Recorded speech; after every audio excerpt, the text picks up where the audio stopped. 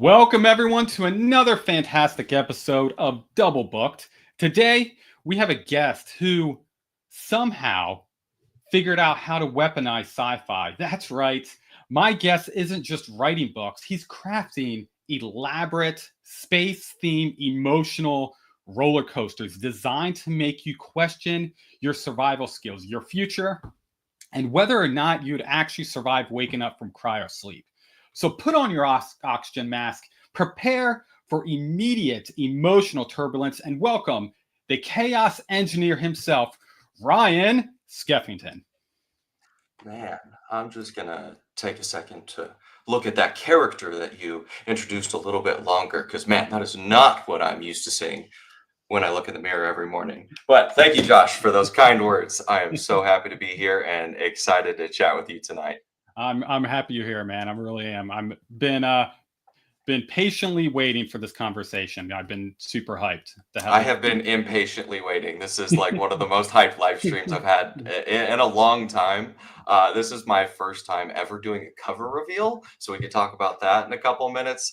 So I'm through the roof. Oh man, perfect. All right, so we got a bell that just jumped in. How's it going, buddy? Good seeing you. So I always like to start off with this first question. To be honest, I went through and read your debut novel pretty quickly when you went through and put it out. The cover got me. I was like, this cover looks awesome, and I had to go through and jump into it. So it honestly, it was a wild ride. So anyone who's not read it, go through and grab Lost Souls. It's a lot of fun. But for those not familiar with it, I would love to hear your elevator speech on both Lost Souls and now the new one, Eternal Dreams. Absolutely. So, Lost Souls is my debut novel, available in paperback and now hardcover on my website, ryanskeffington.com.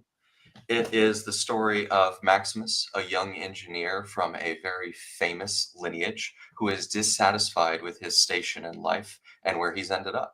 He takes to a different part of the ring world to uncover the problems that he might be able to solve and try and leave his mark on the world. Shenanigans are afoot when he discovers more about this world than he initially thought, and he and his newfound friends start on an adventure that lead to a climactic finish that changes the trajectory of all of their lives forever.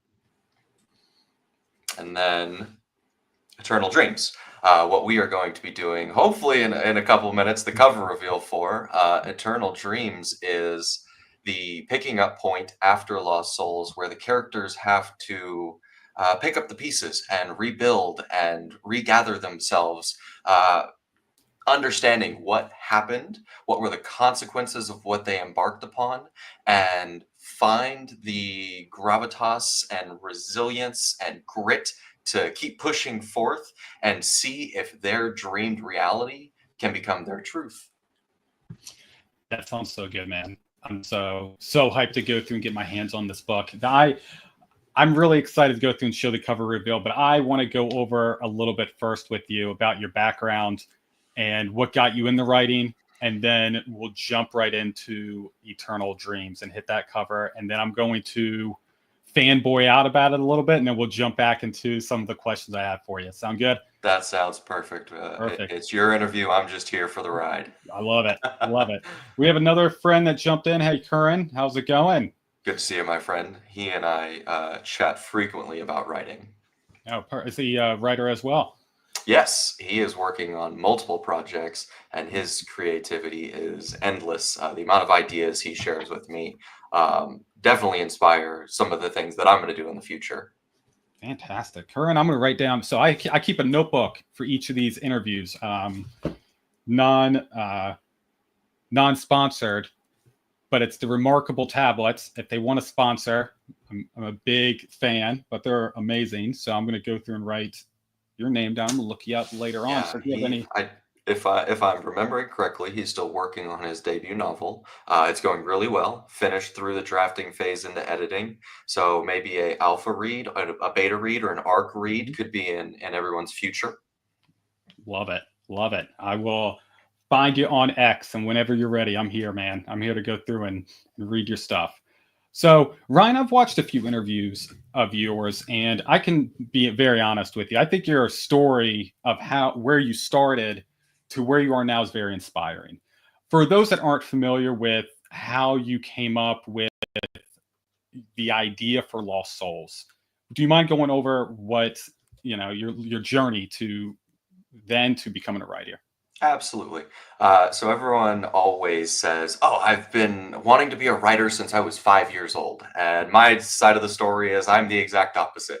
I didn't think I was creative in the slightest growing up. I grew up in a very pragmatic, STEM-focused household, and then when I got to grad school during my MBA, one of my professors said, "You're one of the most creative students that I have," because we were writing essays at the time.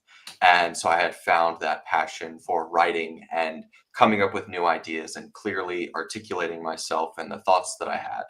And so I was like, huh, maybe I can do some writing. And I did like Medium and LinkedIn publishing and everything nonfiction and business related. And then I was taking my wife to our first NFL playoff game. We had drove to Nashville, Tennessee, and my team, the Tennessee Titans, lost with 2 seconds left on a field goal. And so that 12-hour drive back home was just soul wrenching. And I was sitting driving on hour 11, and the idea and the brainstorming came in. I was like, what would happen if the government had Magneto's power? And then I thought about it for a second. I was like, I wonder if anyone's ever written that book. That sounds so cool. I should write that book just in case no one's ever written it. And so for the next 3 or 4 hours remaining on the drive, my mind just went off into La La Land, left field, right field, behind the stadium, pulling ideas and trying to come up with this foundational concept. I had no idea how to write. I had no idea what a story structure was. I had no idea about plot or character or prose. I hadn't read a fiction novel in about a decade. Um, so I had a lot of work ahead of me. I started just watching YouTube videos and watching Brandon Sanderson and reading about writing stories. And then I just started. You open up a Google Doc and you write, today this happened, and then tomorrow this happened. And I think my plan for Lost Souls came out to be 37 pages in a Google Doc of ideas, and that was my plan slash outline. Wow. So do you lean towards being so you're a planner, not a pantser? Yeah, and I have evolved this description the longer I've written and the more that I've felt it out. Structurally, I am a planner. I'm an architect. I do the beams, the foundation, the girders, the sidings, the walls. I build the building before anything happens, and then the building goes up, and all the rooms are empty. And so all the scenes have what they need structurally, and then I go and add all of the color, the detail, the finer dialogue, the subtext. And so all of my scenes are typically underwritten, Mhm. which I was a little scared for book two. Book one came in at 100,000, and my first draft of book two came in at about 80. And I was like, oh, I wanted to hit 100 again. Well, draft two came around and I started adding all of the descriptions of the characters, not just their name, what they actually looked like. And I started adding their background and their color and everything. And so this structural entity started to take shape and have color and flow, and the character of when you finally go into it, it's like it was that way from the very beginning. Oh man, love it. All right. Curran said something hilarious, so I gotta jump in. He said he leaves not a Browns fan. The Browns deserve everything that they get. Their fans don't, but the organization does. So funny. So funny. So yeah, I'm a big Eagles fan. So I am living Congrats. living on the high Mm. life. And everyone's like, oh, I've always been an Eagles fan Hmm. forever. So Hmm. like I had a good double decades of just garbage. So like now, yes, I'm like I've waited long enough. I'm happy. So yeah. So We are. one day the We're, Titans will be on top. I hope. One day. We're big Jalen Hurts fans in this house. That's good. Good. Good. Glad to hear. Glad to hear. Um, so you're an engineer, so you have a background in engineering. How does that translate into writing? That's a great question. Have a bachelor's degree in petroleum engineering and a master's in business administration. My wife has a master's in dietetics and an undergrad in health and exercise physiology. And so all four of those determine what my specificity is in the writing. In Lost Souls, one example is I use the word nephron. Nephron is a component of the kidney filtration process. I had no idea about that, but I asked my wife, hey, if I were to introduce a foreign aspect of something into the human body, how would it react? How would it filter that? How would it create components that were usable and unusable? How do we deal with the byproduct? And so she taught me everything about like surface level biology that I missed in ninth grade when I took it last 15 years ago. And so that's one aspect of it. And then my engineering background, being a petroleum engineer, I had to take organic chemistry. And so Xanthium is the metal that I made up for this world that is the magic system. And I tell you about that in scene one. That was the rewritten prologue. But the chemical equations that I introduce with Xanthium, they're real. If Xanthium were a real metal, this chemical reaction through respiration with the introduction of this component, the chemical reaction is balanced. That's pretty cool. That's So pretty cool. That's an extra layer down for I'm gonna say, hey, for the big brain guys. that is big brain stuff. John Morrow is someone who read Lost Souls, and he commented on that, and he is a doctorate at Penn State and a teacher for glass. Like he is part of the team, I believe, that invented the glass that is on the screen of your iPhone. Wow. So he is a spectacular individual to listen to. And after I interfaced with him a little bit, I went to his YouTube channel, and he uploads his lectures. And so I was learning about the glass that he was inventing with his team at Penn State. It was so cool. That's awesome. All right. I'm going to say hey to Ted. Ted made it in also. What's up, Ted? How's it going? Ted. All right. Business management. So I realized, and tell me if you're not the right guy. Okay. I've watched a few of your interviews, and I've never heard anyone, and I could be wrong, ask you about your side business that you went through and created. I saw an interview 5, 10 years, 7 years ago that you went through. I guess you created an app. Yes, that's correct. Yeah. Do you want to tell me a little bit about that? I'm really curious about it. Sure. On what it was, if it's still around. I was trying to nerd out and try to figure it out, but I was kind of went down a rabbit hole there. This is actually something that inspired my writing business, having taken the venture into startup world. So everything I learned there, I was able to transfer into writing. I learned a graphic design software for this app. So now I do with my cover artist does the cover art, but then I manipulate the graphics and I make the website and all that. Starting at the very beginning, I had just been laid off at the ripe old age of 23. One day prior to my mortgage beginning. And so I needed a job very quickly. Was fortunately employed 3 months later, right after my severance ran out. So as stressful as it was, everything worked out okay. Well, I got to this new job, got settled in, and I said, I'm going to be the most employable engineer in the state of Oklahoma, so I'll never get laid off ever again. That naive hope that just getting more skills and more credentials behind your name will save you. And so I went and started my MBA program at the University of Oklahoma with a focus on oil and gas. About halfway through the program, I'm like, this kind of sucks. I hate this. And I remember during orientation, one of the professors of entrepreneurship gave a presentation that I was like, I want to be a part of that. I want to do that. Like my heart gravitated towards building ideas, coming up with new things, taking this and this that exist and putting them together to provide a solution in the world. So I switched my track to entrepreneurship. And my thesis project for the MBA was a company called Serve. And that was a robotic automated coffee business that took the robot arms that build cars, those multifunctional robot arms, and turned them into a isolated coffee business. And they have these at airports. I didn't do that. Someone else did. That's just the closest equivalent. And I did a live stream interview, like mock interviews, and they're like, do you want to make that a reality? I was like, I would love to make this a reality. I'm 25 and I have stars in my eyes, and I think I'm incredible. I just need $40 million, a robotics engineer, and a CEO who can take us to the top. And obviously that didn't turn out. But from that event, I met an individual who became my co-founder of Cheers. Cheers was a mobile ordering app for bars, breweries, and high volume venues. Ask me how many times I've said that in an interview.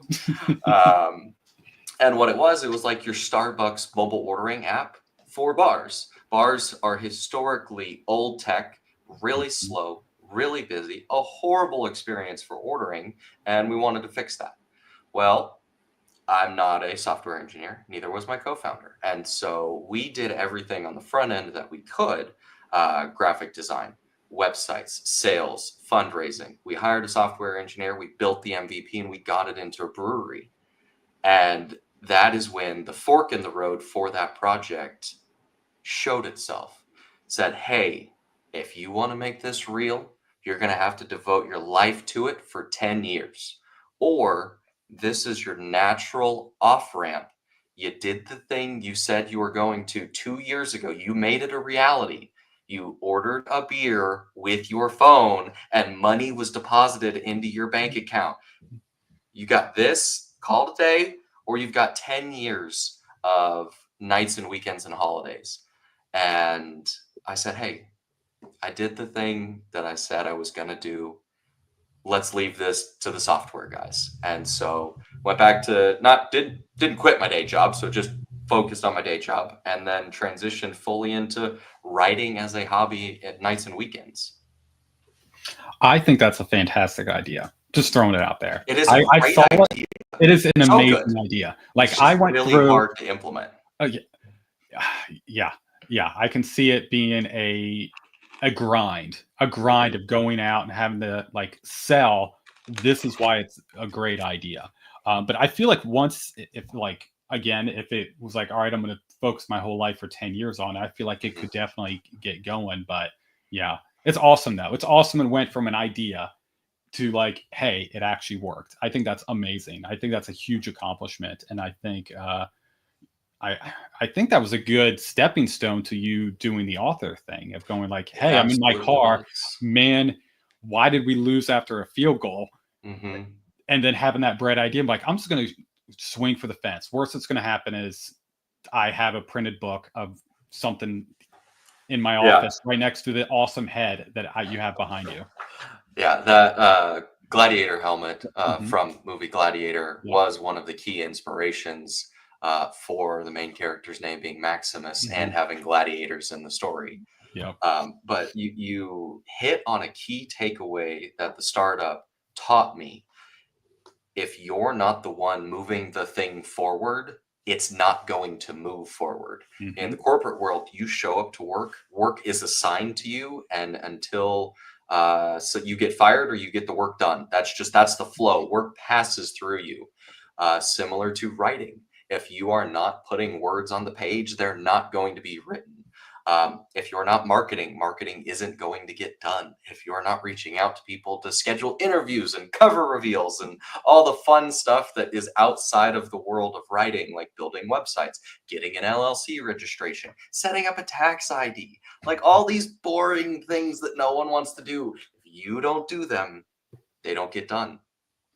Yeah, good hitting on the head. We have another fellow author here, and then I think it's time for a cover reveal. It has been about 20 minutes. I am hyped. I think we're ready to go, but I have to say hi to Nicole. How's it going, buddy? I'm so happy you're here. All right. So here's what I'm going to do. I want this to be full screen. So I'm going to take us both off. I'm going to show this amazing trailer, and then we'll jump back on and I'll talk about how much I love this. So here we go. Let's do it.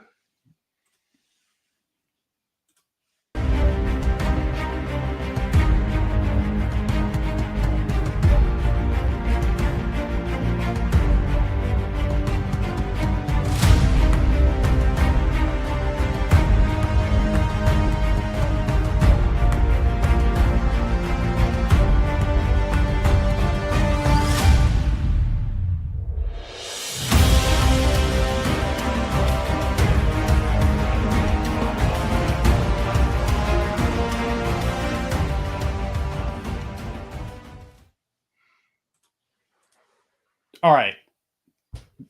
Amazing, dude. Amazing. The whole thing was awesome. Love this cover. Don't get me wrong, your last cover was great, but this one, gold, man. Gold. So good. So good. I appreciate that, and man, I just want to savor this moment.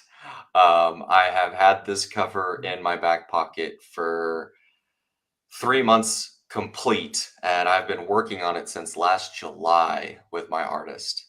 Um, wow, yeah, like you said, the first cover is good. This one is even better, Mhm. and I'm gonna crack open a celebratory cold one to celebrate this monumentous occasion, my very first ever cover reveal. Awesome. Congratulations, man. We got Thank some you. people on here. Hi, sweetheart. Yes, Steph. Live from the hospital. Thank you for stopping in. Do a shoey. Oh gosh, I haven't done a shoey in about 5 years. That's a reference to when I used to be a Twitch streamer. Ted This. also said that's extremely cool. Thank you, Ted. Curran, Thank of you, course. Curran. I cannot agree more. And then we I got hope I hope this sells lots of copies. While we have this up, and one of the reasons why I'm pushing this so hard is all pre-order proceeds in the month of April, up to April 27th, will be donated to Folds of Honor, a charity that provides scholarships to the children of fallen veterans and first responders. It's a charity that I volunteer for, that I strongly believe in. They are 94% efficient with all of their donations, meaning 94% of all dollars donated go to scholarships.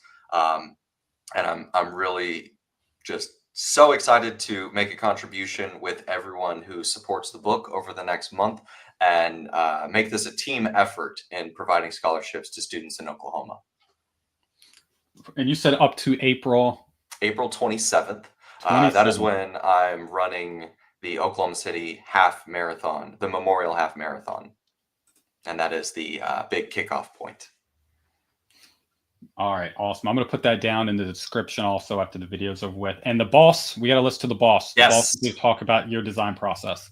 Okay, so how nitty gritty do you want to get, Josh? Do you want to see the starting point, or do you just Yes, want to talk I'm a through the huge. elements? I love this. I love cover arts. I love this art stuff. So yes, please. Okay, let me pull up Figma, which is the graphic design tool that's similar to online Photoshop.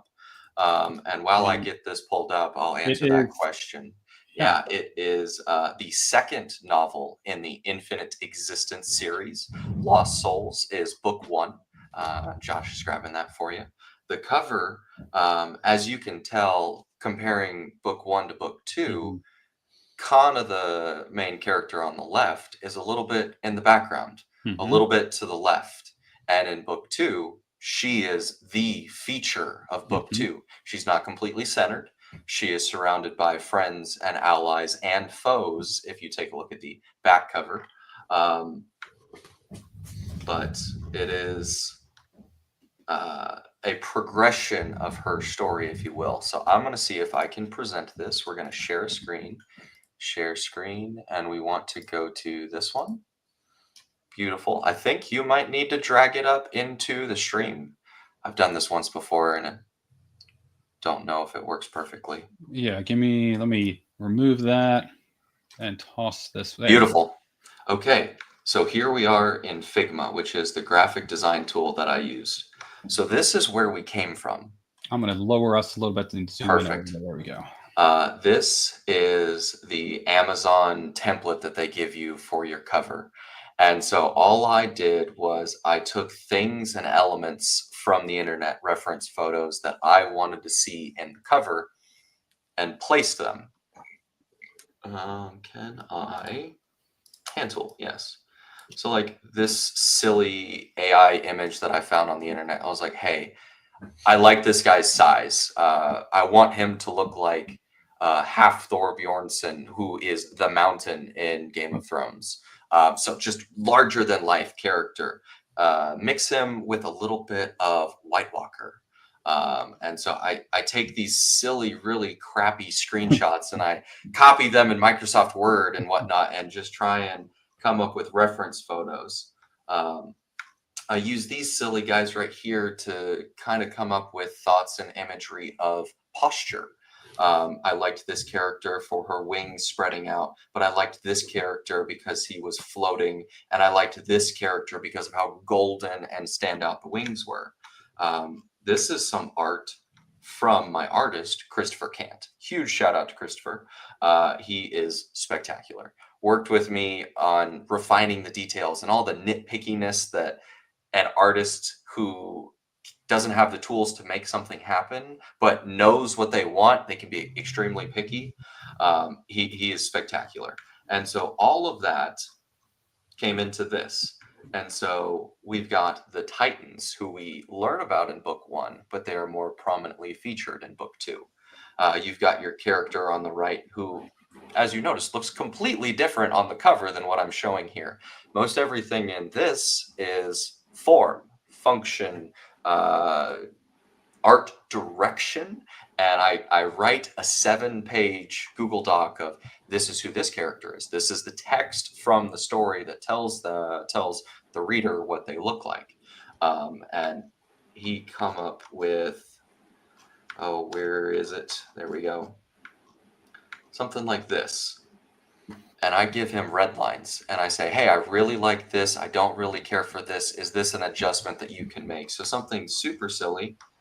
The trident went a little bit long and cut into this guy's horn. And I was like, hey, can we shorten it up just a little bit? And that's one of those emails back and forth. And you'll notice that the fonts are the same. I was super picky about the glow. I think this glow was a little bit thicker. This glow was a little bit more wispy. Hey, can you make an edit where you make this glow a little bit more wispy, more cloud-like, a little bit more fog? And so going all the way back out, we get this.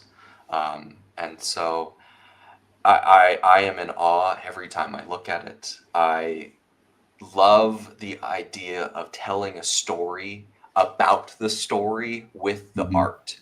And so in Lost Souls, the cover art is a story of the conflict between characters, and on the back cover you have world building and you have the conflict that you see in chapter 12 and 13 with the Leviathan on the back cover. This one I wanted it to be more intimate because it is a more intimate conflict at the end of book two, and you really dive into the sci-fi elements of human manipulation, biological manipulation, mad scientist energy. And without saying too much, are those clone chambers? I won't say too much, but you're in the right direction. In the future, 150 years from now, what can we do with human modification and manipulation that we can't right now? What would seem plausible with 150 years of research without an ethics commission behind it. So you get to ask questions like that and dive into the best and worst of humanity when you write a story into the future. That's so cool, man. And how long did it take you from the beginning you were showing us to this gem? So we started our email correspondence for book two last July. And so he had some broken binding covers and covers for other artists that like were higher priority because they had a release date that was like pending. And so he would give me sketches. And I don't know if I have quick access to those sketches because I didn't save them. But those sketches were more for getting the frame of it all. I gave him all of those reference photos and the framing, and he gave me a quick outline of like, oh, this character would go here, this character would go here. And I'm like, cool, I like that. Can you change the way their body is postured? And so you're essentially drawing and manipulating mannequins and placing things to get the structure right. And then he goes into the fine details. And he is spectacular. This is where I wanted all of his effort and energy to be spent. I wanted Kana and the character next to Kana. I won't say who it is for fear of avoiding spoilers. I wanted their armor to be the focus. Notice their posture. Notice the way they're standing. Notice their weapons. There's interior story between those two. Um, the way that they are standing, one taller than the other, one more elegant, one more attention seeking, one more blending into the background, lead, support. I want the image to tell you what's going to happen to get you interested without actually spelling it out for you. Oh, and it does, man. It does. And it gives off so many good vibes with this. The coloring, it pops so well. Just everything about this cover. Like when I went through and you showed it to me, I was like, man, it's hard. I can't imagine for you how hard it was not to just like look at this gem. And it was hard for me. I the only person I showed is my wife. I was like, look at this. This is amazing. I'm so hyped. But we got some other friends that jumped in. Someone's already read your book. He did. I'm He was super a beta jealous. reader. Super He read jealous. it maybe 4 edits ago, so it's going to be a much better story than when you read it, Aaron. And then we have Ryan Patrick, who also loves the cover. It is amazing. Ryan is my writing partner in crime. He was the very first person to read Lost Souls. Oh, He is wow. the reason it is as good as it is, giving me the honest feedback about what readers want from someone who had no idea. So, big shout out to Ryan. He has 3 novels out right now. We got The Martian Incident, Lag Delay, and his most recent release, I think it's the Europan Deception. All super cool covers. I've read The Martian Incident, and from 50% of the book till the end, it doesn't let you go. I finished it in one sitting, and I'm not a fast reader. So, That is what I love to hear. Those are my favorite type of books where they just like grab onto you and mhm. don't let go. And Aaron's book did that with me, but I've added Ryan now to my list of people to look up immediately after this discussion. So that's awesome. That's so cool. I'm so happy for you. So excited for this to come out and to get into the hands of the people. Would you like to stop sharing and you take over, or we go back to full Yeah, screen? yeah. Let's jump into that. Beautiful. Yeah, man. All right. So I have a left field question for you. And I hope you appreciate this one. All right. If you had to describe your writing style using 3 shows or movies, which ones would they be and why? Oh, wow. Writing style Writing with style. 3 shows or movies. Okay. So Dune the movies has to be one of them because it was the first novel that I read while writing Lost Souls. It was the first fiction novel that I read in like a decade. It was the first one that kicked it off because I saw the movies. And I absolutely loved the cinematic scale that Dune provided. Um, the rings are 10,000 kilometers in diameter. They are huge. In the second scene of the novel, Max has to take a Zephyr like 4,000 kilometers to get to a new city, and he's traveling at like 800 kilometers per hour. And so scale and magnitude come from Dune. Um, what's something that is pretentious and insists upon itself? That's probably the next one. Um, me not having the ability to critically analyze my own writing and thinking it's better than it actually is probably a good one. Halo is a Hello? huge inspiration, Mm-hmm. and not The Hey, Godfather. It insists upon itself. Yes, that's another great one. Um, and then what else was another great inspiration? The movie Gladiator. The story of losing family and mhm. wanting to get revenge and strength and honor. What does a man have if he doesn't have what's internal to him and what he values? So, Dune and Gladiator and Godfather from the Peanut Gallery. I'd say those 3. Love it. Love it. Have you seen Dune 2? Have I you seen Dune have, Part and I 2? love it. It's so good. I've not seen Dune Part 2. I've seen the first one. I've not seen D- the second one yet. I need to. Dune Part 2 is for the movie watchers, not the book readers. It's Alright, about as good as you can get for a book adaptation, but there are some creative liberties that the movie junkie in me absolutely adores, and the person who read the book, I'm like, interesting choice, but I absolutely love it. It's so good, and you definitely should see it if you like Dune 1. perfect. And then we have a new buddy in here before I jump into my next one. Dustin, how's it Howdy, going? Dustin. That is a It is Maximus indeed. helmet. That is, you need to, Dustin, for real, you need to buy Lost Souls right here. It would be right up your alley, man. I'm telling you, Lost Souls. How do I pay Pick you it to up. be a book Pick it up. evangelist? I will listen. I will pass. I am a hyper. I'm all for it. Man. You don't I gotta need pay to me for talk to nothing. you now that we're in person and my tone comes through. 3-word reviews. Tell me about that. 3-word reviews. Yeah, you Well, only give really short reviews on Goodreads. dude, I love it. I think mine was, what was that? Yeah. So, yeah. So I started. I've been doing that since the beginning, since I got on my Uh-huh. Goodreads, and it goes with what pops in my head the most Mhm. when I'm going through and reading a book, and it's Okay, just I love like it. it's either a movie or a show or just just a phrase that happens in the book. I'm like, all right, this summarizes in my head what this book Mhm, is because I read a good amount of books, and mhm, the only way I can remember it is if I have a aha moment to go mhm. through, like, oh yeah, this, and then it brings back what the book's about I for love me. it. So that's the route I'm going through, and Mhm. I'm reading now Buffalo Hunter. Have you heard of that book? Someone just did a review on it, and I saw the thumbnail for it, and I was like, that's an interesting title name. It is, so it's very interesting book. So far, my one sentence for that one is the Bob Marley Buffalo Soldier, and that's all I have written so far.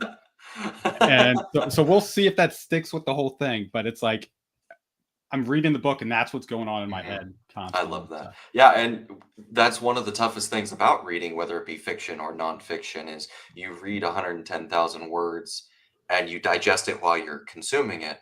How do you remember it? mhm. Same thing with learning. If you're learning something and you don't immediately go apply it, you're going to forget it. So, a quick catchphrase or a keyword or something to jog your memory, that's a very useful tool.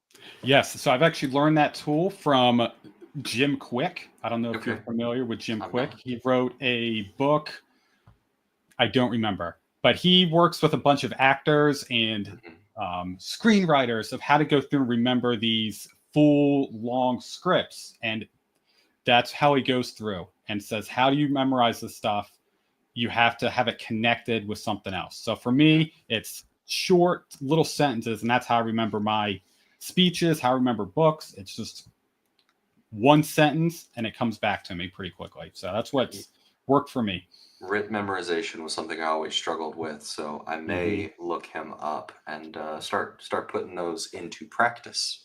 It's very interesting. Like some of the practices he has you do, and you go, "Wow, I actually remembered this."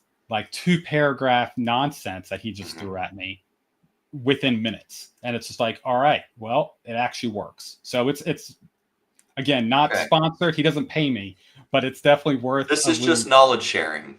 Yes, exactly. Hey Molly, how's it going? Howdy. Quick tangent now that Molly's here, and it's related to Lost Souls. So, Lost Souls was inspired plot wise by the album Deep Blue by Parkway Drive. Every chapter and its epigraph is the title track of the song and some lyrics from the song. And so the story of Maximus follows the character from the music album Deep Blue. And the very first time I saw Molly's novel, Dark Bloom, I was like, hold on a second. That's a song by We Came as Romans. And I went into a live stream. I think she was on with Beard of Darkness book reviews. And I was like, hey, is this a We Came as Romans reference? And she's like, yes. So love music references in novels. Love those Easter eggs. Huge shout out to you. Thanks, Griffin. I appreciate you, man. Oh uh, man, it kills me. All right, so I just thought of a question. So I mentioned like aha moments of how I go through and memorize stuff, but I'm mhm, thinking you as an author, you have to have those moments when just great ideas strike. mhm. Where and when do you get your best ideas? Everywhere. Everywhere. So for each book, I have a Google Doc of all the things that are related to that book. Just a idea dump. However, I may not be in a place where I can access Google Doc very quickly, and when you get to 60 pages, it slows down on your phone. So I have a to-do list on my phone. And so all the ideas live on the to-do list. Wow. And so, whether it's me driving, sitting at work, on the toilet, in the shower, at a meal, reading a book, talking with my wife. Oh, every time we have a conversation about something, she'll bring up something that happened in real life, and I'll be like, that character needs to do that. Time out, time out. Do. And I'll be like, that story or whatever inspired this character's behavior because they all need backstories. And I can't come up with all the backstories. I'm not that creative. And so I call it creative borrowing. That's hilarious. It's like, Ryan, why haven't you done the dishes yet? You're like, whoa, whoa, I have an idea. Yeah. Hold up. Yell at me in a minute. How would you describe the tone you just used? Can you please elaborate a little bit further? Say it again, but with a little bit more tenor instead of whatever you did. So it has led to some funny moments for me, more annoying for her because I'm interrupting what she's saying for my silly little ideas. That's so funny. So, outside of writing, what are some other unique passions that you have? Hmm, that's a great question. They have slowly ebbed and flowed over the last decade. So video games was a huge one over the last 10 years, but I've actually stepped away from video games to give more time to writing. After I left the startup world, where I was also doing consulting at the time, not a whole lot of free time for passions and hobbies. After I gave all that up, I got back into fitness. Over the last 2 years, I've gone to the gym 3 times a week for we're at 48 weeks straight. Next month will be 2 years. Haven't missed a week.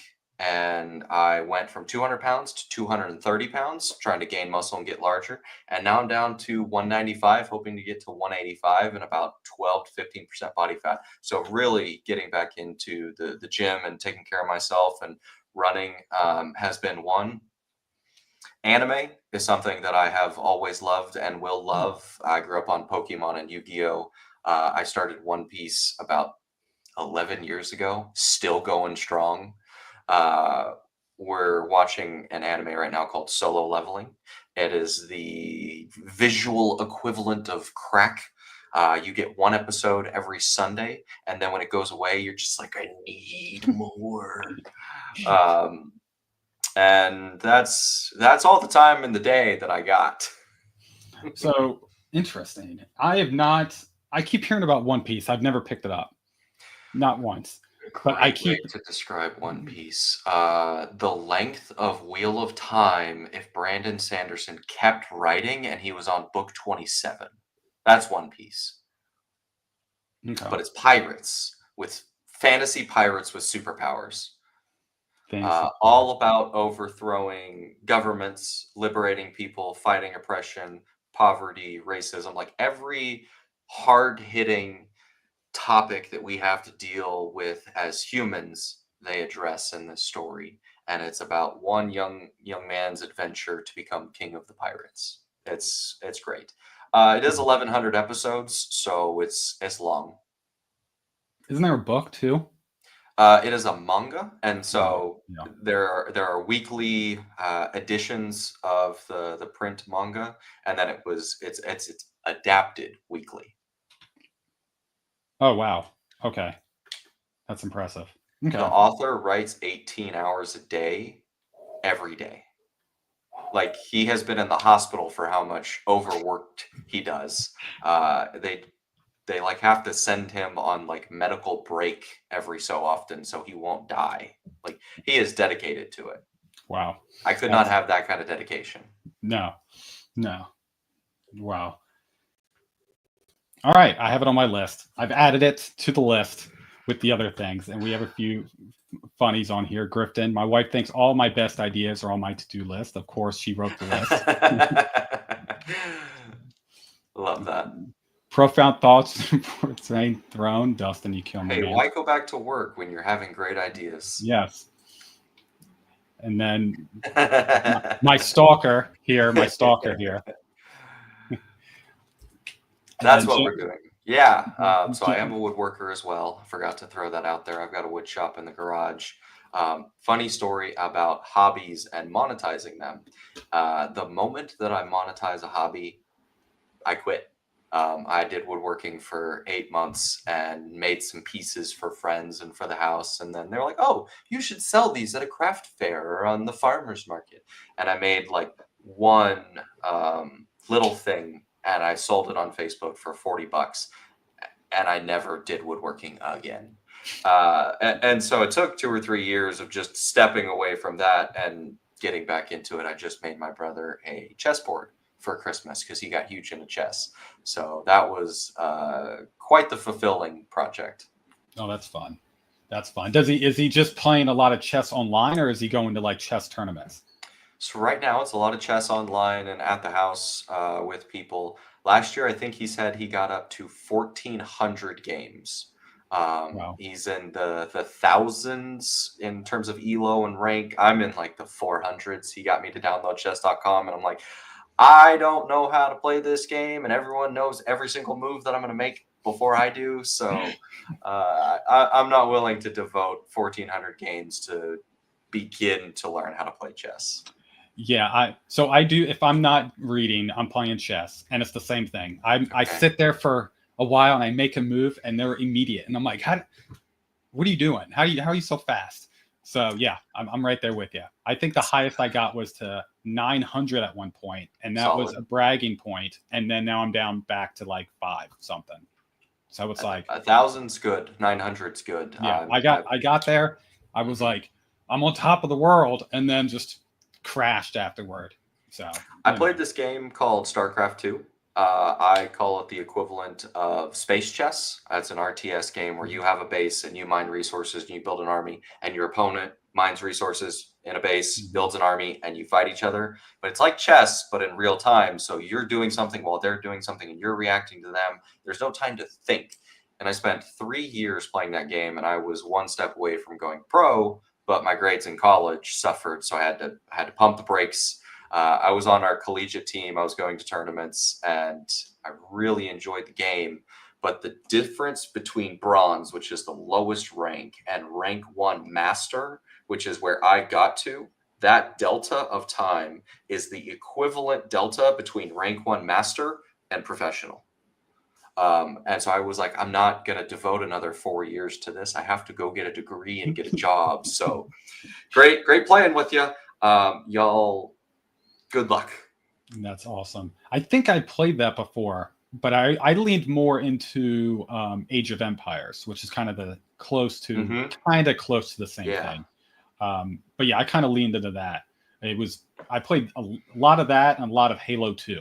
Those are my 2 games when I was in college and going through all that stuff. So that was my stuff. I enjoyed it a lot. It ruined my ability to stay on task for things that aren't as stimulating as StarCraft, because there was one time I was up at like 2 a.m. getting into Masters for the very first time. I was playing. You have to make what are called actions in the game, which just clicks on the keyboard or clicks with the mouse, and it's actions per minute is the rate at which you're doing those. 100 actions per minute is a solid a figure. You are making 1.8 actions per second. I don't think I blinked in the 42-minute game that got me into Masters at 2 a.m. And so the amount of stimulation that provides, like when I play League of Legends or Hearthstone, I have a YouTube video going and I'm playing another game on my phone just because everything is so slow. So it ruined my attention span. But yet you say you read slow. I feel I like do you read should slow. be able to read like 3 books literally at once. So I can if it's nonfiction. I struggle with fiction because I don't have an imagination. Have you ever seen the bar chart of an apple? Some Apple? people Mhm, envision the line, some people mhm. envision the apple. 98% of my life is the blank image where I get flashes of one. So I have to like really focus. I get a reference image from something that I've seen before in the past, like the pictures I was showing you when I was doing the cover reveal, and then it fades. And so when I read a book and someone is describing something, I have to go and retrieve that image, think about it, and then I can return to the word. So it's really tough. See, so for me, I am in the gray scale where it's right above a drawing of Hmm. a pencil and it's kind of grayed in. Sorry, gonna let Caden know. I love him too. I just read his novel, Tooth Sucker. Man, that was fun. I just got an art copy of it. Oh, it's so I fun. just got it. So I'm about to go on vacation and I'm bringing my book with me or bringing the Kindle with me. I'm going to go through and read it when I'm on the boat. And I've learned that the more that I read, the better that muscle gets of memory retrieval and instant knowing what something looks like.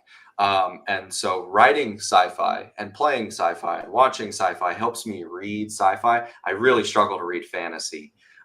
So Caitlin loves Toothsucker is futuristic cyberpunk biopunk meets Red Rising, I believe is what he called it. And oh, his world building in Toothsucker is so creative. He plays with the concept of light and the Hmm. spectrum of light, and I won't say any more than that. But it's so fun and creative and fast paced, and I blew through it. I finished it in 4 or 5 sittings. Is probably how I best describe that. Awesome. I'm hyped. Mark, it's your wife's birthday. Go hang Well, out with now your I feel wife. special. I appreciate you here, man. I need to send his wife flowers for Yes, him, I like appreciate you being sneaking here, buddy. away. Happy birthday. Thanks for stopping in. Happy birthday, Mark's wife. All right. It's so funny. Um, so you mentioned Dune Hmm. as an inspiration. Is there any other authors that influenced your journey for your new book? So I know you said Dune for the first one. Anything for this next one? I try not to take a whole lot of inspiration because I don't want to come off as reductive. But I did read the entire Red Rising series last year and absolutely loved it. And it really taught me more so structural craft of writing and hopefully not so much of concepts of idea and world building. One mistake that I would say that I made in Lost Souls is I wrote people into the story as opposed to writing characters in the Mhm. story. Um, the entire Red Rising series is full of great characters. Everyone that has that little edge about them, that tip of their design that is memorable. Severo being the number one most memorable character in that series, a nickname like the Goblin. Amongst the Golds, who are all beautiful and tall, he's short and scarred and ugly, and so he is the ugly duckling. And the way he behaves is unbecoming of high society. And Cassius is another great character. His arc, and so hopefully I didn't steal any world building ideas, but I did steal the foundation of what makes a good character from the Red Rising series. That is one of my favorite series of all time. It actually So got good. me into reading Hmm. was the Red Rising books. So or it reading everything outside of nonfiction. So it was like got me into the fantasy science fiction realm was that book series. So happy to hear that you went through and read and loved it, and then took some of the great ideas from that book from like a character side. Because Severo, hands down, was my favorite character from the very beginning. Even though in the first book he had like this much of storytelling Hmm. within it, and then it expanded from there. But it a little bit from the beginning, I'm like, this is my dude, this is my guy. Hmm. He's so good. And yeah, I love him, and it gave me the permission to make weird people. And so everyone in book one is like a normal human being. They're more reserved. They're not going to say the crazy things that your characters in a novel would say. And so now I had the agency to say, hey, this guy is a bounty hunter. He's going to do some fucked up shit because he's a character, not a human being. And so it just let the floodgates open up. And I have some people in book two that I'm so proud of because I took off the handcuffs and really leaned into what made them them. Awesome. Awesome. I love it. I love the weird. Those are always the memorable characters, are the ones that have a little bit of quirks to them. So, yeah. I just want to say I dove into some characteristics of humanity that people don't like talking about in book two. So I think you'll enjoy it if you like the weird. Good. Good. What do you hope readers take away from your story? Is there a particular feeling or message you want to resonate with your readers? So I write love stories.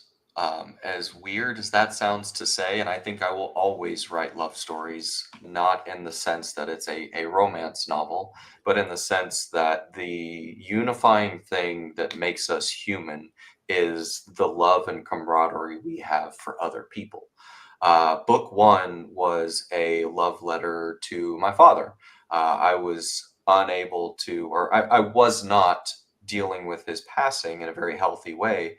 And so I wrote Lost Souls so that I could share with the world that I was missing him and tell the world about all of the great things that I loved about him.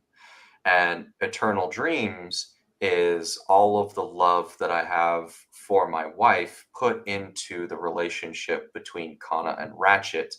And when that love is temperamental, when it is supportive, when it is angry and passionate, and all of the things that love is, how does it play into a world where both of these characters are full of agency and believe down to the depths of their being what they want to do is the best and right thing for this world?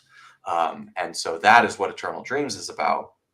And then Immortal Mother, which will be book two, is the the the the love between the people that aren't your family or within your immediate friendship or relationships, and what are you willing to sacrifice as a character to support the dreams of someone that you have now fallen in love with from a family, friend, inspirational background.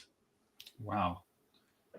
Have you already started book three, or are you still finalizing book two? Still finalizing book two in terms of a prose category, but I have finished the outline for book three. It's sitting at 64 pages right now, and what I call draft zero is about done. Where what I do is I get all my ideas, I get all my characters, I get all my world building, and I get timelines done. Plot A, plot B, plot C, time zero till time end. I write all that down, and then I do a scene by scene draft zero. All right, scene one. This character, they're doing this, they want to accomplish this, this is what they're fighting, these are the characters in this scene, this is what's going to cause this thing to happen in scene four. And so draft zero is done. So there's like 57 scenes, which will turn into like 20 something chapters. And so after book two is finalized and published, prose begin, and that is book three's start. Awesome. Is it stopping after book three, or is it are you having ideas where it might go past book three? What's your thoughts there from a I told myself when I started writing that I was only going to think about one book at a time because I do so many other things that if I get distracted with making up ideas about books, I'll never finish the thing that I'm working on. I broke that rule immediately in book two. So I finished book one and then I was like, I like this thing. And so I started ideating on other things. So I'm going to do what Pierce Brown did, where you have your completed trilogy and then you have a time skip and then you pick up. However, my time skip is not going to be 10 years. It's going to be 1,000 years. And Wow. so I introduce all of this new technology and new concepts that would change the way humanity would exist into the future. Um, and then 1,000 years into the future, how would humanity be existing at that current state? What would society look like? And so it's like that stepping point from humanity leaving Earth to Red Rising being 800 years after that, but not so far that it's Warhammer 40K where you're 40,000 years in the future and Mhm. there's demons and there's magic. It's like 1,000 years. So there's like fantasy elements to it, but there are still going to be characters that you recognize from the Infinite Existence series. Awesome. That's cool. So, all right. So before I jump, because I want to pivot to behind the scenes and about being an indie author, but I'm really curious about this Hmm. time jump and your thought process with it. So, when you decided, hey, this is the first trilogy, I'm going to jump 1,000 years. Did you go through and plan, okay, what's happening every 100, every 500 years before you got to the 1,000? Or did you just say, all right, now I'm at the 1,000? Did you plan some small things in the middle that you can Easter egg to during that second trilogy that you might be doing? I will be doing that. I haven't done it yet. And so, one half step to keeping my promise is I'm not writing anything down about the next series or maybe even just single book. I Mhm. don't know where I'll be in 5 years, so we'll see. But absolutely, one of the things that excuse me, one of the things that I want to actually do more of is world building and history building in that world. Mhm. And that's something that writers warned me of when I was first starting to write Lost Souls is, oh, don't get stuck in the world building. You got to write your story. With book two, I was like, hey, if you develop the world and you develop the history a little bit better, it will make the characters feel more real. Mhm. And so, absolutely, in the same way that you have different class systems in Red Rising, what would happen if you had different independent planets that operated from a single leader based off of the 12 celestials that I introduced in Lost Souls? And so every 100 years, how do those worlds change? One of the foundational ideas is with Xantium in book one being the foundational magic system for this novel. When you take Xantium asteroids and you pull them together and crash them together and create planets, the smaller planets are going to be more easy to develop. And so they'll be more technologically advanced than the planets that were made much, much larger from the very beginning. And so maybe 1,000 years isn't long enough to develop Jupiter. And so, what kind of interplanetary dynamics do you have between, let's call it, Earth equivalent like Switzerland and Mongolia, where Switzerland, a small planet that's developed that has all the banking systems and is net neutral, how does that differ from a country like Mongolia, which is huge, far reaching, has full of plains, isn't as economically or infrastructurally developed? On a planet wide scale, what kind of people do you have? What kind of customs do you have? What kind of different religions do you have from planet to planet? And then I'm going to introduce the concept of different versions of humanity. So, Attack on Titan is an anime that I absolutely love, and it's probably a top three show of all time. Wow. Taking that main concept from Attack on Titan, where they have different types of Titans, how can we have different types of people? Not so much as mutants having superpowers, but like, what if their skin was a little bit more dense? What if they were more resistant to heat? What if they had different internal processes, internal organs, just all of the ideas that you think you can take 100 years in the future and say, what if we laid the seeds in a sci-fi for fantasy? We made orcs and elves and dwarves and all that, but hopefully not as derivative or reductive, but make it kind of that easy to digest. What if sci-fi made fantasy possible? Wow. That sounds awesome. Sounds awesome. Thank you. I honestly would just love to see, like, down the line, once 5, 10 years down the road, of after you've done this trilogy, you built the next trilogy, and just go through and be like, hey, these were all my notes of Mm-hmm. how I went through and built this. This is not in the books, but this is how this works. This is how, you know what I mean? Like that behind the scenes look. I'm a huge nerd of Mm-hmm. that kind of process. So I think that's very, very cool and would be awesome to go through and look at. I think for the book 5 years from now, I'm going to start with a wiki page from the beginning. And so that'll get built out over time as a live version of my notes and world building. And so I will build the history of these 12 planets and the secret 13th planet that book one is set around that no one knows about.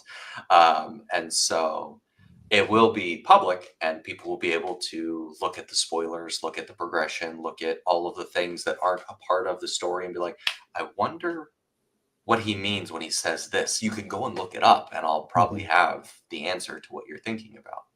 That is too cool. Audrey. Hey, Audrey, how's it going? What if sci-fi made fantasy possible? Good notes. Good So, notes. quick pause for Audrey. Audrey is my current developmental editor. She has given Eternal Dreams 2 passes, and she is building out a website right now. And so, if anyone needs a developmental editor for the story that you're working on, I would sing Audrey's praises from every rooftop that I could get my vocal cords to. She has a passion for stories that far exceeds mine, and I like writing them. And I just rambled about ideas for 20 minutes. So hopefully you can trust that when I say she loves stories more than I do, it is the cold-hearted truth, and she is a spectacular developmental editor.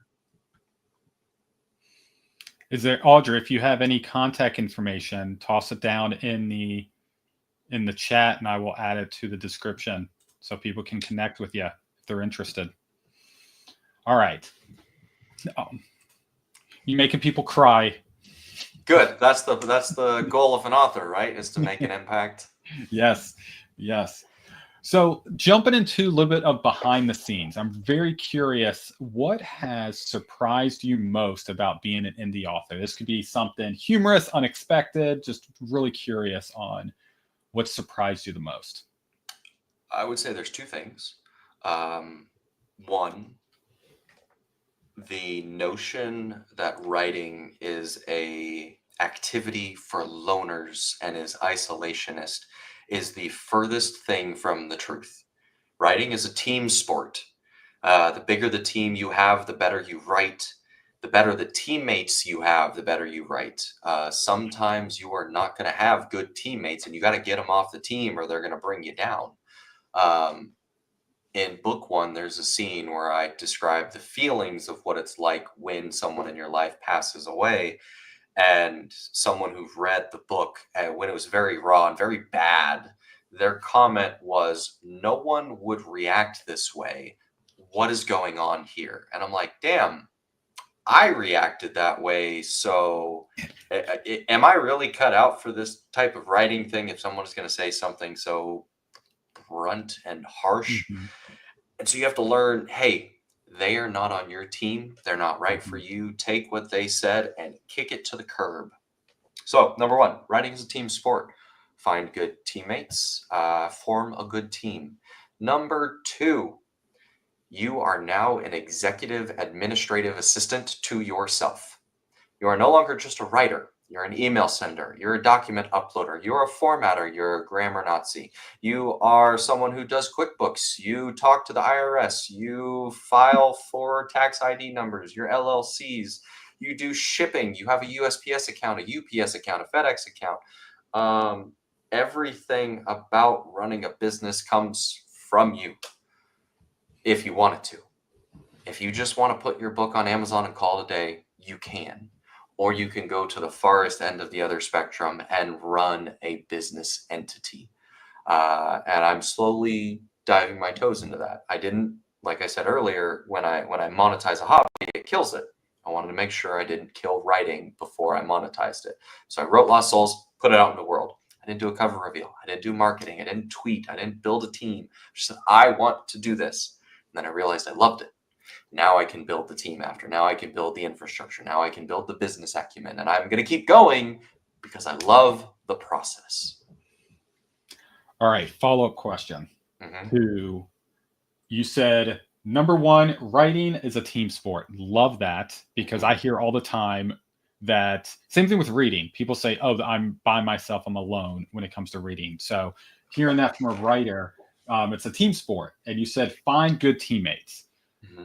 For those that are looking for teammates, what would you recommend for them to go through and find good teammates? Choose your platform of choice and engage there. I love listening to YouTube. I don't watch a whole lot of TV. I watch YouTube videos. On the way to work, I don't listen to music a whole lot. I watch YouTube or listen. I put it down and listen, like To Ramble, one of my favorite podcasts, Mm-hmm. book podcast. Um, I listen to author interviews like this. So, Bearded Book Beast, Beard of Darkness book reviews, their videos are a godsend because it's my audiobook. And so I meet authors on those platforms and connect with them on Discord and Twitter and Instagram. And so if you have a preferred platform, Twitter, Instagram, YouTube, Blue Sky, Discord, whatever, there is a place where authors congregate. Introduce yourself, offer what you can give to the world, ask for what you're needing. Someone out there will have it, or they will know where to point you to find that thing. Dave Lawson is an indie author, Mm-hmm. wrote Envoys of War. He's the one who introduced me to Audrey. Um, and so without me reaching out to him, without him coming to Oklahoma City for a work event and scheduling a coffee meetup, I would have never worked with her. And Eternal Dreams would be a quarter of the book that it is now without her help. Um, you have to make the active effort. Circling back to, if you don't do the thing doesn't get done. Mm-hmm. Jobs and people are not going to come to you and volunteer their services. You have to be able to conquer the fear of being told no. Love it. Love it. I think that's a fantastic recommendation. Is there any other recommendations you would want to give to upcoming authors who have not put out their first book yet and looking for some kind of motivation? I have a unique ability to get something done because my fear of quitting is greater than the fear of not accomplishing the thing. So I wrote a 100,000 word book just from scratch with no help, all by myself, because quitting was never an option. For some people, that is not the case.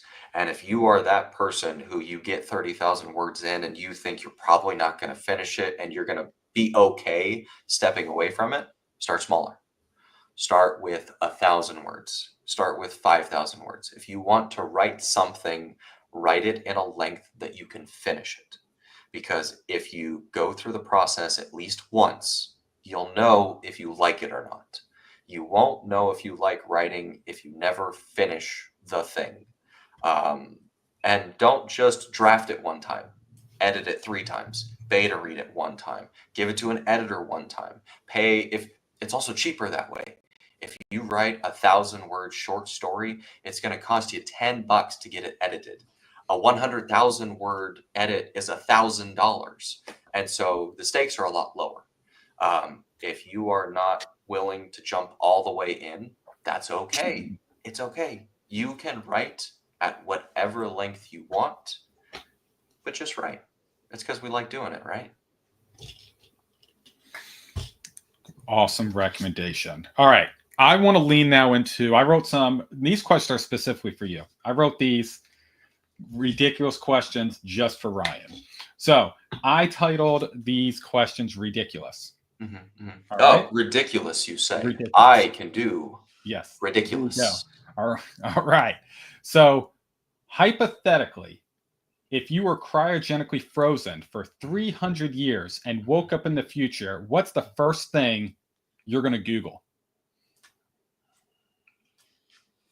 What's the first thing I'm going to Google? It's a very interesting question because it lets you know if someone is aspirational or logical. I would probably Google, is Google still even around? What's the new Google? Yes, Now, Google is still if around. Google was still around, Yes. I would say How to say where is the bathroom in the predominant language. ¿Dónde está el baño? Okay. How to say where's the bathroom? Okay, interesting. That's a piece of advice my dad gave me. He always said, no matter where you go, know how to ask for the bathroom. That is great advice. That is great advice. That's so funny. All right.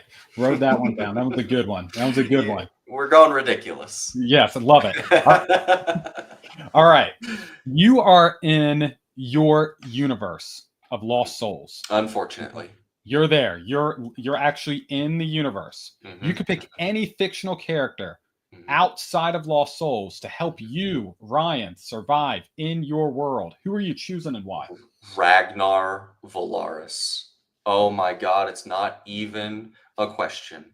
I think Ragnar is my favorite character in any fiction that I've read. I'm not very well read, and so I know my options are limited. But give me Ragnar 100 times out of 100. His fight was BS. He didn't get a fair shot. Everyone knows what I'm talking about. We're not going to go into spoilers. It was unfair. Pierce is an evil human being. He did it just for the story. That's not how it would have played out in real life. Yeah, it's going to be Ragnar. I wrote of Ragnar. You're going to read about Ragnar in book 2. His name is Alexane. You're going to read about him. He is my favorite character in book 2. I write in a special dialect for Alexane. I call it honor speak. And so he speaks in metaphor, and it's not in traditional speak. Like, 2 of my characters have very unique dialogue, Alexane and Dijkstra. Dijkstra is Severo and Alexane is Ragnar. I just kind of put those dots together. But in terms of metaphor, that's the easiest way to say these 2 characters are uniquely different in this world, and those are the comps that I'm giving them. All right. I think I found my two, because hands down, those are my 2 favorite characters ever. Hands down. I'm so Hands excited down. for Eternal Dreams to come out because Lost Souls is an okay book. Like, I love it. I'm proud of it. Put it out in the world, and people rated it what they rated it. And as I reread it, I'm like, I have gotten so much better as a writer. And so I just don't reread it, and I let it exist as it exists. Eternal Dreams is good. I'm so excited. Awesome. Yeah, I'm definitely pre-ordering it immediately after this. If my wife is still on, I'm gonna spend some money after this. Well, So thank you. Asking for forgiveness. I'm gonna ask her immediately, and even if she jumps on and says no, it's happening, and I'll deal with the consequences when I leave this office. So, all right, and one more under ridiculous questions for you, and I think you'll like this one. You have 1 minute to convince an alien species that humanity is worth keeping around. What's your pitch? I show them Keanu Reeves and John Cena. I give them the highlight reel of their entire life. I don't have to filter or censor anything. I just show them those 2 human beings, and I say, hey, here's a hard drive. Watch their life, and you will have learned that we are worth it for the infinitesimally small opportunity of greatness that we can produce. And they are the example. I like it. I like it. I can't agree more about Keanu Reeves. I love Keanu Reeves videos where he's just like living his normal life and like people just walking by him. It's like, do you not see that's Keanu Reeves just sitting next to you on the subway? How do you not know that's the man, the myth, the legend, Keanu Reeves? It's so fun. I think they both exhibit humanity and humility at level 100. If we were all an RPG and our characteristics were ranked with points and stats, their humanity and humility would be maxed out. And I think that's the best characteristic to have in showing that humanity is worth saving.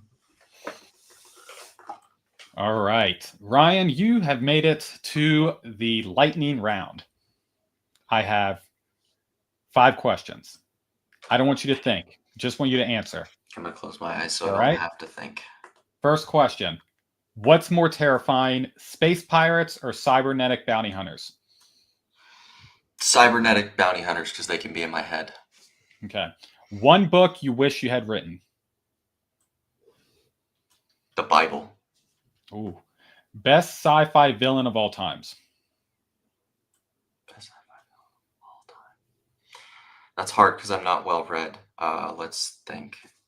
You said no thinking. I just watched a podcast about this. We'll say The Jackal. More terrifying, rogue AI or space zombies? Staying on brand, rogue AI with cybernetic implants in the brain. Worst case scenario. All right, last one. Mm-hmm.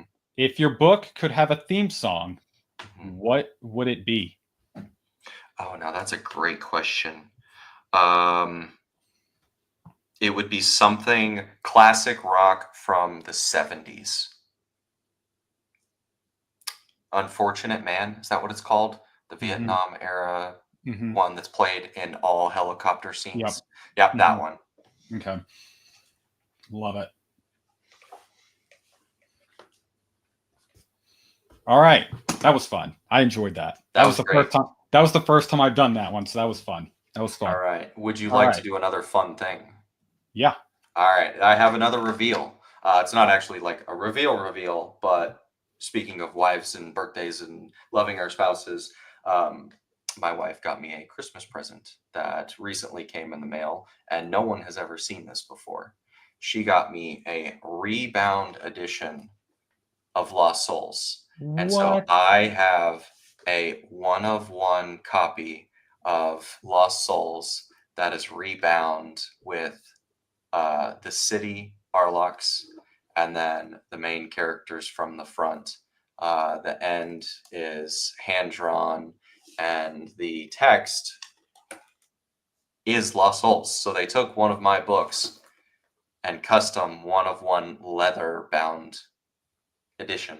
So it is probably one of the best gifts I've ever received in my life because of how much effort I put into this, and she knew how much it meant to me. And now I have a keepsake that I will have for the rest of my life. That is hands down the best gift I've seen. That is awesome. That is so cool. That is so cool.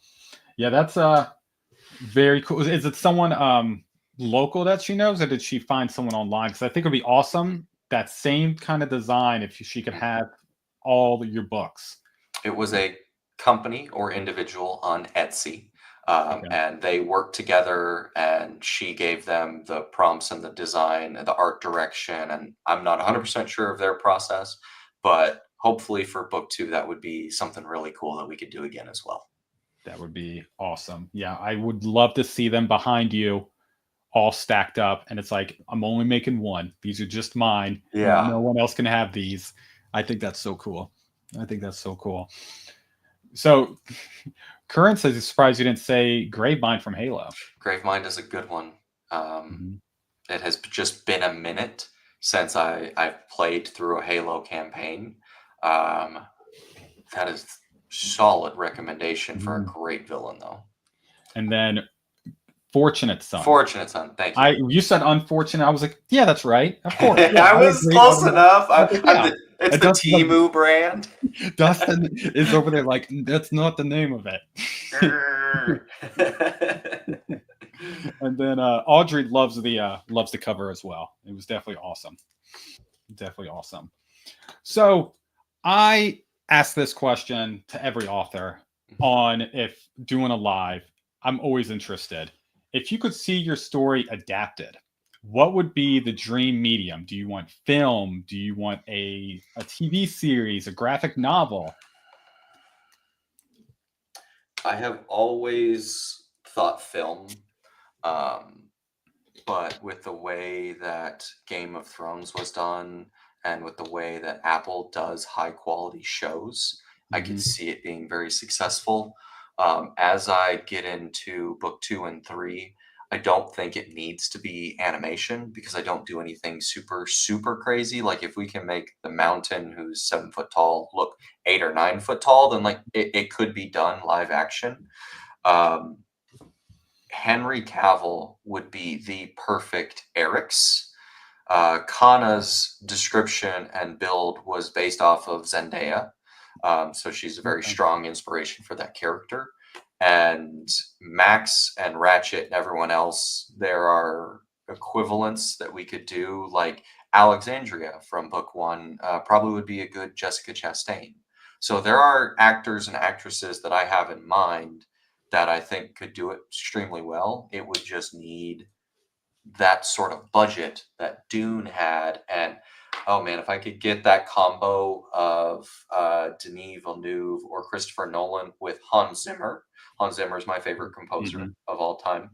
Um, that would be the dream pairing because Denis and both Christopher Nolan do detail like no one else. They do foreshadowing like no one else. And Lost Souls is filled with not so much Easter eggs, but I'm telling you something that you're like, I don't know what this means, but you're going to find out in book 3. That's a seed and it'll sprout later.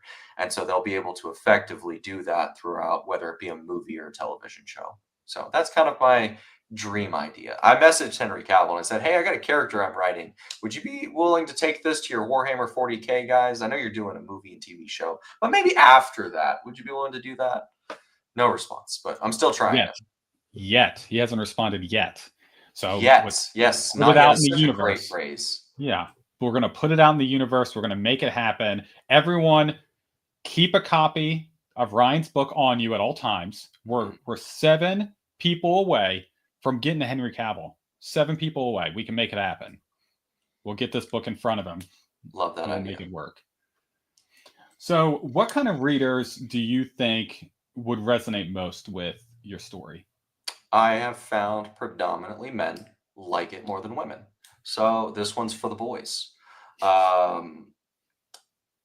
People who want male relationships written in a way that's more vulnerable than they've seen previously.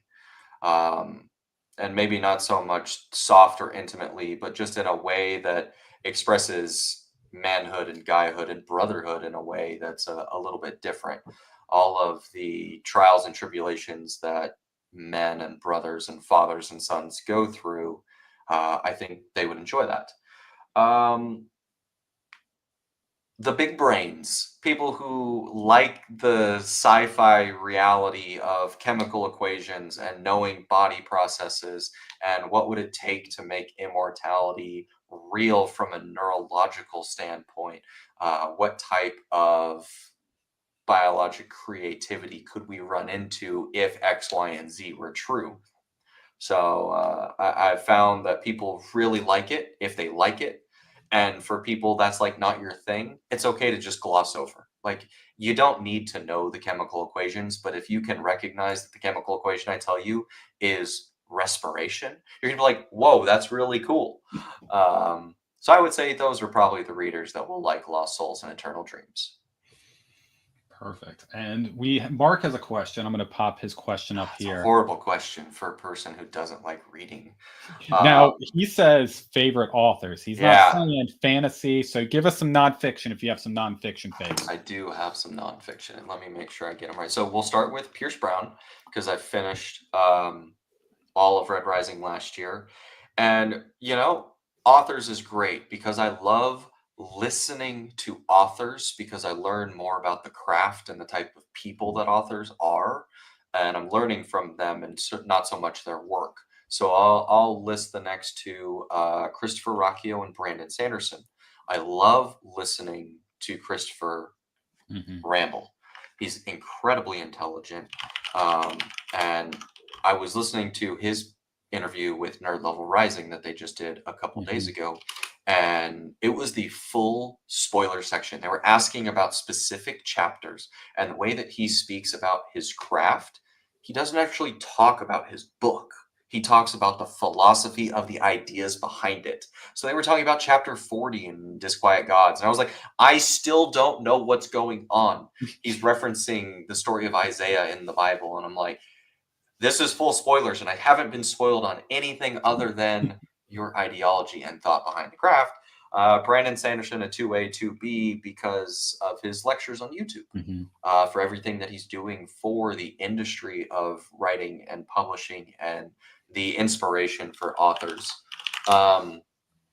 Nonfiction, Clayton Christensen has a book called The Innovator's Dilemma that I absolutely love, that I apply to myself on a daily, weekly, monthly, yearly, decade basis. The basis principle of this is, if you have a good idea, if you don't grow past your own good idea and you stagnate on what you have that is working, someone else will. And so the market will beat you if you fail to innovate against yourself.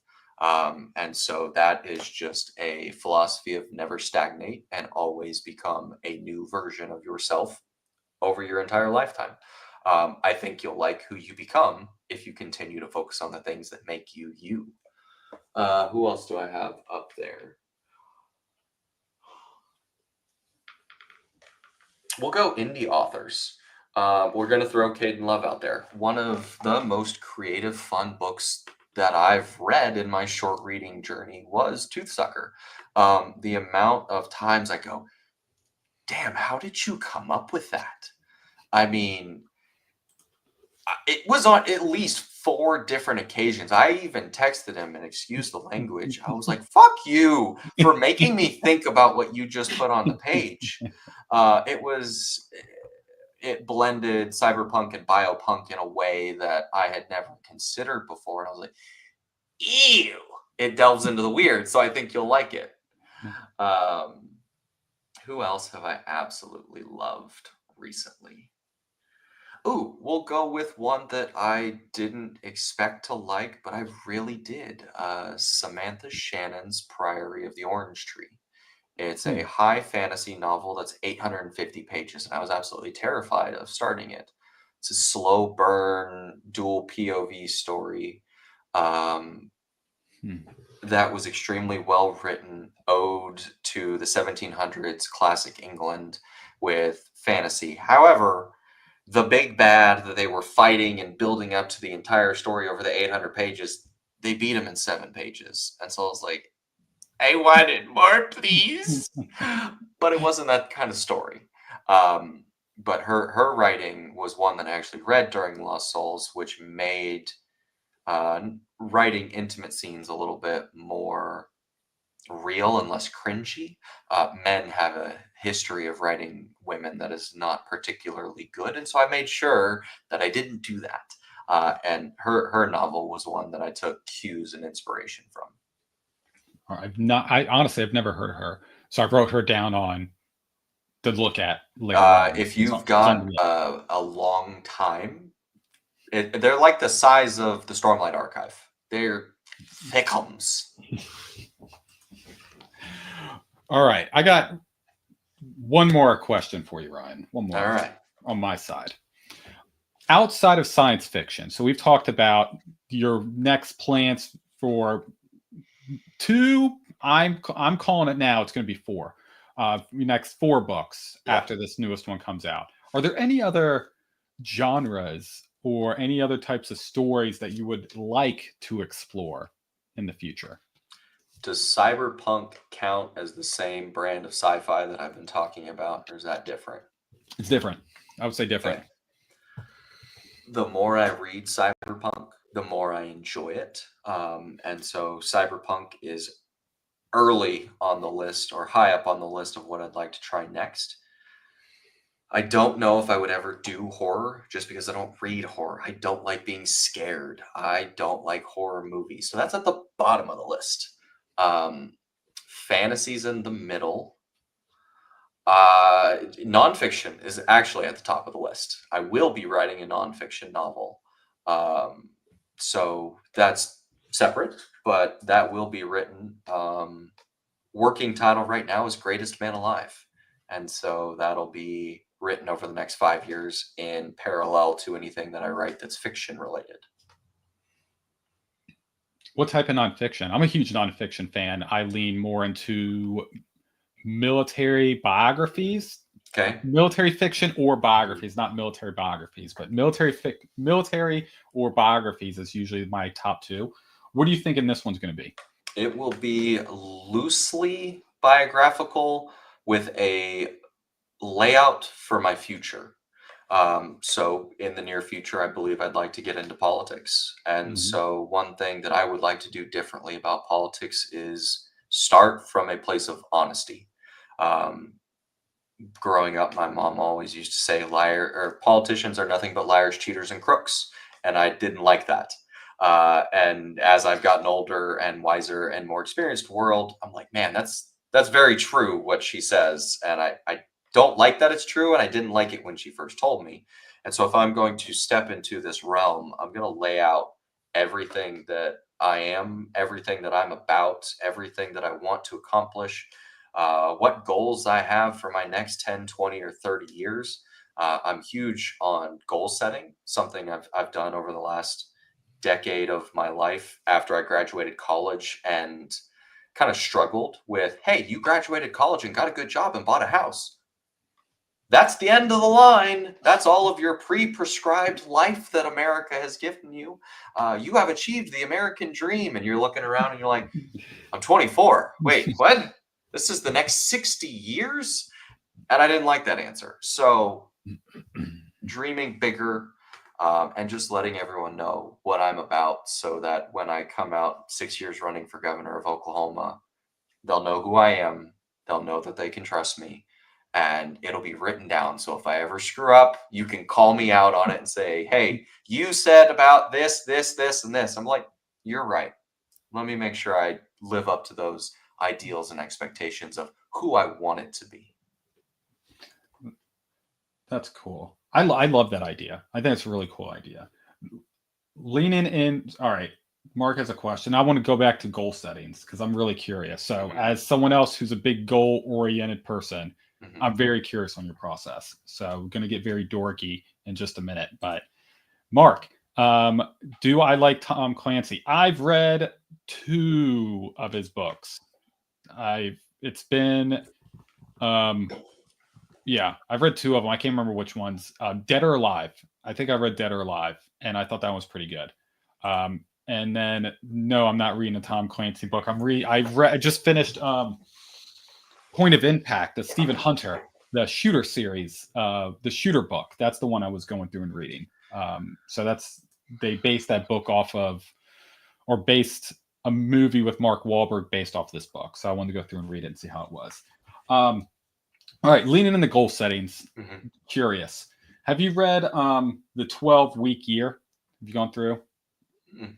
right, I'll write it down. so that book, there's the idea behind it is most of the time where people go through and set up goals, they do it on a year basis, which Mhm, then gives them a lot of wiggle room to exaggerate or go, oh, I'll get back to it close to the end of the year. And then they mhm, hyper focus on their goals at the very end of the year or at the very beginning.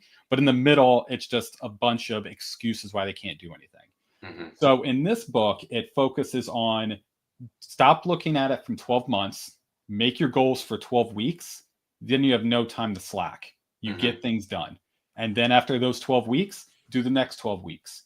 So you are getting years and years of goals taken care of in 1 year compared to everyone else. So it's you're mhm, working on compounding your goals and getting things done more productively more, and faster because there's no lapse or delays within your goal settings. It changed my life when it goes through and making game plans of going through and like, hey, I set my goals for 12 weeks, and if I can't get it done, I get it. I figure it out. I figure it out. I have to get it done within those 12 weeks. So it's a fantastic book. I would say I just started doing something that was adjacent to that. My biggest thing around goal setting is unlocking bigger goals. Mhm. Um, the audacity to say you could be the president of the United States is rather large. However, there is always going to be a president of the United States, and they will be a citizen of the United States. We've got about 330, 340 million people. Why couldn't you be one of those people that ran for that opportunity? And so I've always been good about just getting stuff done. I have ADHD, so I set a deadline and I get it done in 5 days, and it's not a big deal. unlocking my ability to not self-select out of goals has been the last 5 years of my life. And so I've come up with this metaphor in this poem that when I graduated college, got a job, got a house, got married, and kind of essentially peaked for what was the trajectory of a normal kid in America, I was like, I need to start setting goals so that I don't feel lost and hollow. Mhm. And Tony Robinson and like Jordan Peterson, outside of his politics, very smart individuals in terms of the philosophical nature of what it means to Mhm. be a human being. And one of his quotes was, "You want to set a goal sufficiently large enough that you have to grow to reach it. Mhm. Set goals that are just outside your area of comfort so that they scare you a little bit so that you grow to reach them." That's where passion is found. And so he said, so theoretically, if you set a goal so far out into the future that you would have to die to reach, you've lived a fulfilled life. And so, how big of a dream or goal do you have to set for it to take 50 years? That's really unlocked dreaming bigger. Um, Goal to make $1 million or have $1 million in the bank account. That could probably get done in 15 to 20 years if you just dedicate, hey, Mhm. $10,000 every year, stock market, 7%. Mhm. You're going to get there and you're like, well, I'm here. That feels pretty hollow. What if there was something that you could work towards that was so big for the rest of your life that it would give you purpose every day that you woke up? It would give you something to drive for. It would give you something to ensure that you're living up to the ideals that you set for yourself. And so, Alex Hormozy is another gentleman that I really like listening to on YouTube. He's big into sales. That's his thing. And I hate selling things, but I take the principles that he applies to Mhm. sales and I apply it to myself. And he says, what would you put a person through if you wanted them to have patience? You wouldn't give them things very quickly. You would make sure they had to work for their things or wait for their things. If you wanted someone to have resiliency, you wouldn't give them everything they wanted very easily. They would have to endure pain, suffering, and hardship so that they could be a resilient person. And so I said, what type of man would I like to be 80 years from now if I got the very best Mhm. of myself? He would be an honest man. He would be compassionate. He would be service forward. He would take responsibility for himself, those around him, and everyone he had near, dear, and close to him. And so I placed those virtues as the North Star. And every day that I wake up, I can live those virtues to attain those goals because it's an unattainable goal, but it points me in the right direction. And everything along the way, running for governor, trying to be president, writing good books, being a director at the company that I work for, whatever that happens to be along the path, so long as it's in the direction of the North Star, I'm going in the right direction. So it doesn't really matter if it's a 6 month goal, a 5 year goal, or a 30-year goal, because I'm aiming for 90 years from now. I just got to stay true to the trajectory. Everything else in between is noise. That seems very stoic. Are you do you practice stoicism? Where'd it go? Ta-da!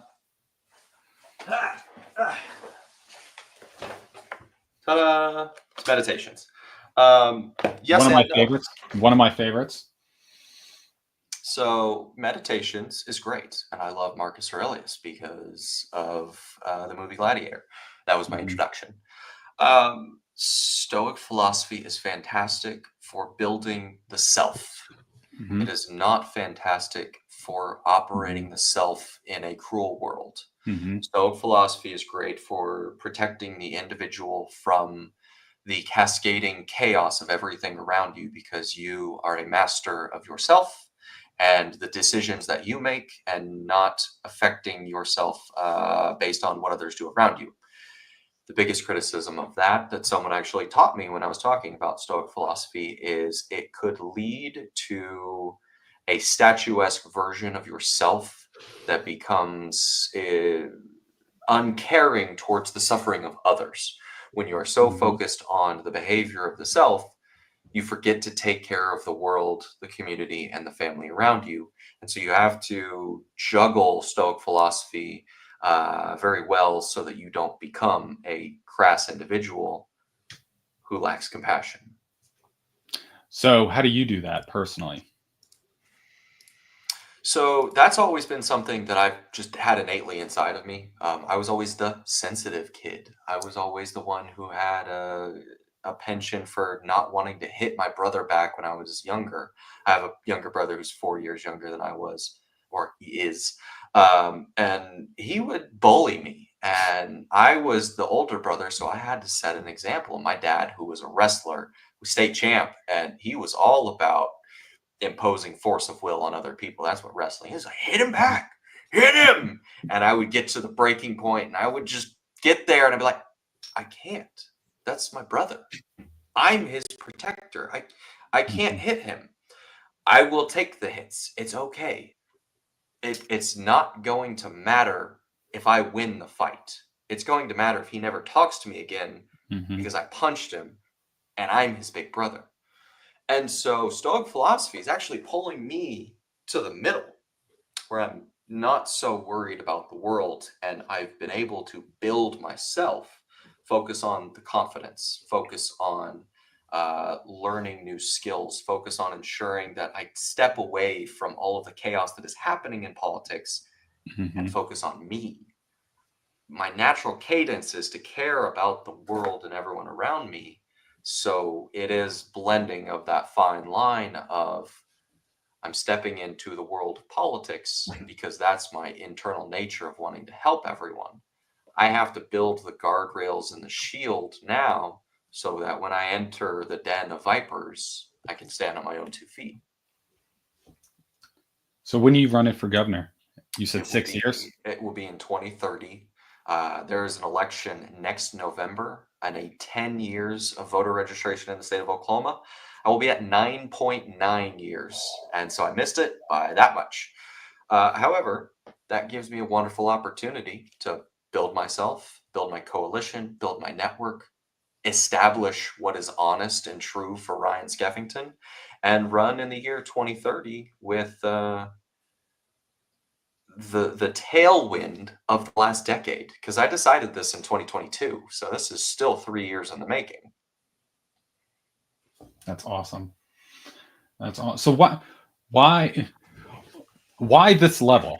I know I said 20 minutes ago I had one more question, but you keep making me have follow-up questions for you. So, why, why this state? Why governor? Why not something smaller, something more? Why start here? Two things.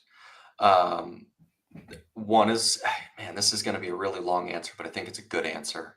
My dad, Reason for Lost Souls, was a huge inspiration in my life, is still a huge Mhm. inspiration in my life.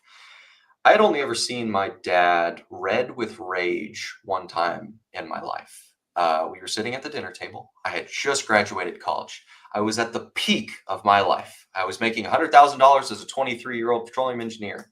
And my first words out of my mouth at dinner that day was, man, I can't wait to retire. And what my dad heard was, man, I can't wait to waste all of the investment that my dad put into me. And I didn't get it at the time. I didn't know why he was angry. I was 23 and stupid. And a couple years ago, after his passing, it finally clicked. It was one of those memories of I was his world. Myself and my brother were his world. He didn't have anything else. He didn't have other dreams. We were it. And one of the things that he said that dinner table that I remember was, you're supposed to run these companies.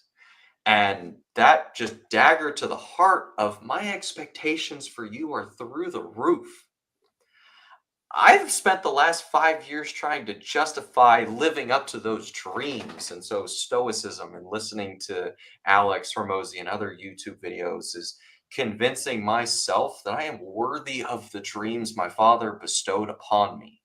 And that's a weird situation to be in, where someone else's dreams for you are bigger than your own, because the world conditions us to fit inside a small box. And one of the things that I say all the time that I absolutely love that we're getting to talk about this, because it's been on my mind for the last week, is remember the way you used to dream. And so when we're 5 and 6 years old, what are our dreams? I'm going to be a NASCAR driver. I'm going to be the president. I'm going to be an astronaut. I'm going to be the greatest baseball player ever. It is stories and dreams of exceptionalism. And our culture celebrates exceptionalism. It celebrates exceptionalism in sport. It celebrates exceptionalism in entrepreneurship and finance and status and wealth. But we don't celebrate exceptionalism in honesty and character and trustworthiness and service. And I said to myself, if I can set a dream that's even bigger than his, that sets up to my ideals that I want to exhibit in this world, compassionate leadership, extreme ownership. That's a Jocko Willink book that I'd recommend that is fantastic. The Servant Leader, another one that I absolutely love. So these characteristics that make the best of humanity, like I talked about with Keanu and John Cena, humanity and humility. If I can set a dream that's even bigger than his, but along the trajectory of the virtues that are true to Ryan Skeffington, now that's a dream worth chasing. And so I said to myself, hey, you want to chase this big dream. What are the mechanisms and short-term goals that are just outside your circle of comfort that you can reach to that will get you to the path of that 90-year goal? Governor is an individual role that I can attain that has the level of impact that would reach that 90-year goal. Maybe I don't work out as the governor. Maybe Oklahoma doesn't want me. Well, then I shift to going back to work and being the best director or the vice president or CEO of a company that can impact the world and make a reality that I want to see exist. One where business is compassionate for the communities around them. One where it's not value extracting, but value providing, because that is what business and entrepreneurship is about, is providing value and solving problems to people, not the private equity model of stealing every ounce of value from something good in the world for personal selfishness. And so governor and president and future world leader is just stepping stones onto living a life of service and honesty and compassion. Wow. Wow. On that note, I can't think of any other way to end this conversation. That was fantastic, Ryan. How can people find you and find your books? I have a brilliantly newly built website, ryanskeffington.com. The very first image on there is the combo order of Lost Souls and Eternal Dreams. All proceeds and orders from now until April 27th will be donated to Folds of Honor, a charity that provides scholarships to the children of fallen veterans and first responders. And I deeply thank you for your support if you choose to pre-order a novel. You can find me on all the social medias at Ryan Skeff, Twitter, Instagram, Blue Sky, Discord, YouTube. I'm everywhere. Shoot me a DM. They're all open. I would love to chat with you, and I would love to make the world a better place, one step at a time, one day at a time. Thank you so much, Ryan. Everyone in the chat, thank you so much. I'm going to close this out with, we're going to watch the trailer one more time. So thank you so much, Ryan. Thank you, everyone. Let's watch this trailer one more time.